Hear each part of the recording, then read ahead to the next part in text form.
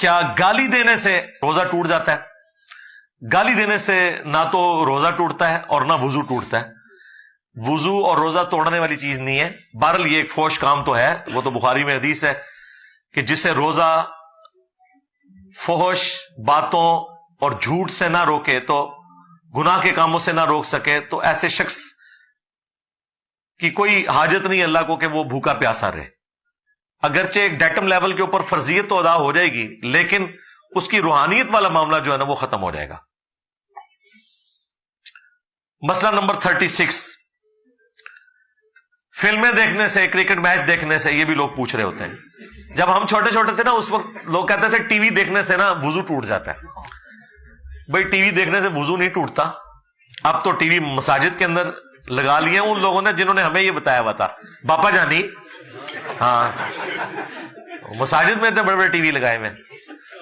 تو کوئی بے حیائی کا منظر بھی دیکھنے سے روزہ نہیں ٹوٹے گا, وضو نہیں ٹوٹے گا, لیکن یہ بنفس نفیس خود ایک برائی کا کام تو ہے, روحانیت کو تو ختم کر دے گا. اور اگر اس میں کوئی بےہودگی والا ایلیمنٹ نہیں ہے کسی میچ وغیرہ میں, تو وہ دیکھیں, اس سے کوئی فرق نہیں پڑتا. مسئلہ نمبر 37, روزے کی حالت میں کوئی شخص اپنا روزہ گزارنے کے لیے پورا دن ہی سویا رہتا ہے. ٹھیک ہے, ضرور سوئے, کوئی مسئلہ نہیں ہے, صرف نمازوں کا اہتمام کریں. یہ نہیں ہو سکتا کہ آپ سوئے رہے اور نمازیں بھی چھوڑ دی ہیں.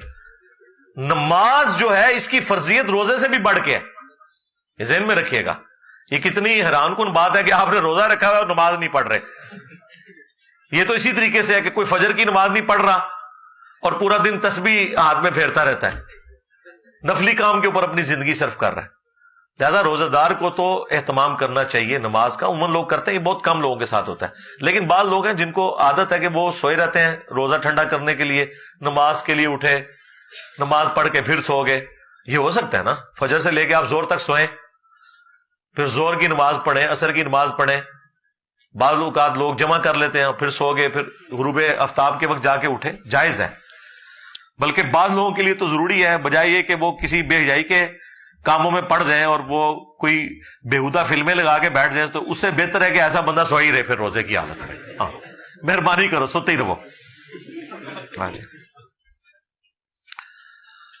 مسئلہ نمبر 38, کیا تراویح کے بغیر روزہ رکھا جا سکتا ہے؟ یہ ہماری حنفی علماء نے ایک ایسی بدعت جاری کی ہے امت کے اندر, زبردستی ان کو تراویح پڑھوانے کے لیے کہ جی جو تراویح نہ پڑھے اس کا روزہ ہی نہیں. اور بھائی تراویح خود نفلی عبادت ہے, کوئی سرے سے تراویح نہیں پڑھتا وہ گناہ گار بھی نہیں ہے, تو روزے کے ساتھ کیا تعلق ہے اس کا؟ روزہ تو فرض عبادت ہے. جھوٹ بول کر آپ لوگوں کو دین کی طرف تو مائل نہ کریں. تو تراویح کا روزے سے کوئی لینا دینا نہیں ہے. تراویح ایک الگ سے عبادت ہے, ضرور کریں, لیکن یہ روزے کے ساتھ جڑی نہیں ہوئی ہے اس اعتبار سے کہ روزہ نہیں ہوگا, روزہ آپ کا ہو جائے گا, وہ فرض عبادت ہے. مسئلہ نمبر 39, کیا ضروری ہے کہ کھجور کے ذریعے روزہ افطار کیا جائے؟ نہیں, ضروری نہیں ہے, البتہ سنت ہے. کھجور سے آپ کو ایک دم اتنی انرجی مل جاتی ہے, 200 کیلوریز کے برابر ایک کھجور کے اندر انرجی موجود ہے. سنت بھی ہے. ابو داؤد میں حدیث ہے, نبی علیہ السلام ہمیشہ افطار کھجور سے کرتے تھے, کھجور نہ ملتی تو چھواروں سے کر لیتے, اور اگر وہ بھی نہ ملتے تو پھر آپ سادہ پانی سے بھی افطار کر لیا کرتے تھے. نمک والی کوئی روایت نہیں موجود, پانی سے کر لیں. اگر کھجور آپ کے پاس نہیں ہے تو پانی سے بھی روزہ افطار کیا جا سکتا ہے. مسئلہ نمبر 40, وہ ہے روزے میں استنجے کا طریقہ, جس کی صرف اب میمز ہی بنتی ہیں. آپ اندازہ کریں, یہ لوگ کہتے ہیں ہمارے بزرگوں کی اتنی خدمات ہیں, اور آپ کے بزرگوں کو تو بیسک جو فزکس ہے وہ بھی نہیں آتی تھی. وہ آپ نے ان کے حنفی علماء کی وہ ویڈیوز دیکھی ہیں, اور لوگ اس کا مذاق اڑا رہے ہوتے ہیں. ان کے بزرگوں نے مسائل لکھے ہیں, یہ ان بچاروں پہ غصہ نہ کھائیں, کام سارا پرانے بزرگوں نے ڈالا ہے.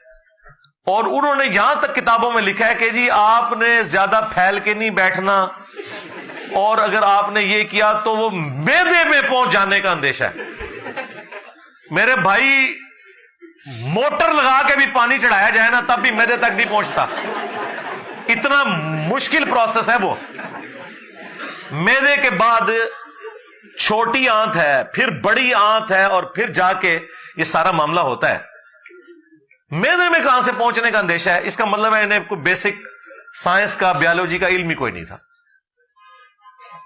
اور لوگ پھر اتنی احتیاط کر رہے ہوتے ہیں, وہ کہتے ہیں جی وہ او بھائی روزے میں بھی استنجا اسی طریقے سے کرنا ہے جس طرح عام حالت میں, جب تک مکمل طور پہ چکنائی دور نہ ہو آپ کا استنجا درست نہیں ہے. یہ ذہن میں رکھیے گا. اور اس میں آپ نے کسی چیز کی کوئی ٹینشن نہیں لینی. کوئی پانی نہیں چڑھے گا اوپر, پانی انڈر گریوٹی نیچے آتا ہے, اوپر نہیں چڑھتا. یہ الٹے لٹک کے تو نہیں استنجا کہیں کرتے. اور میں ان کے علماء کو, ان کے بزرگان دین کو بھی کہوں گا کہ الٹے بھی اگر لٹک کے استنجا کریں نا تب بھی پانی میدے تک نہیں پہنچ سکتا, جو مرضی کر لیں. یہ میں باتیں اس لیے کروں آپ کے دماغ کھولوں, آپ کو پتا چلے کہ انہوں نے دین کے ساتھ کیا کیا ہوا ہے, کیا کیا مسائل لوگوں کو بتائیں. میں تو استنجے میں کوئی ایسا ایشو نہیں ہے. استنجا کوئی ایسا ذریعہ نہیں کہ وہ کسی کا روزہ توڑ دے. مسئلہ نمبر 41, کیا رمضان میں یا روزے کی حالت میں شادی اور نکاح ہو سکتا ہے؟ بالکل ہو سکتا ہے, لیکن اس کے بعد کھانے پینے والا معاملہ افطار کے بعد ہوگا. اور عموماً رمضان میں اس طرح کے جو فنکشن ہے وہ رات کے وقت میں ہوتے ہیں, ضرور کریں.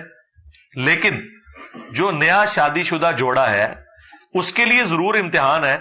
اگر رمضان میں آپ رخصتی کروا دیتے ہیں تو عین ممکن ہے کہ وہ ان کے لیے روزوں میں ایک آزمائش شروع ہو جائے. بہتر یہ ہے کہ نکاح تک تو ضرور رکھیں, باقی جو رخصتی والا معاملہ ہے وہ رمضان کے بعد ہی کریں. یہ میں شرعی مسئلہ آپ کو نہیں بتا رہا, میں مشورتاً کہہ رہا ہوں. شریعت میں کوئی پابندی نہیں, رمضان میں رخصتی ہو سکتی ہے. اگر میاں بیوی اللہ کی حدوں کا خیال رکھ سکتے ہیں تو کوئی حرج نہیں اس میں.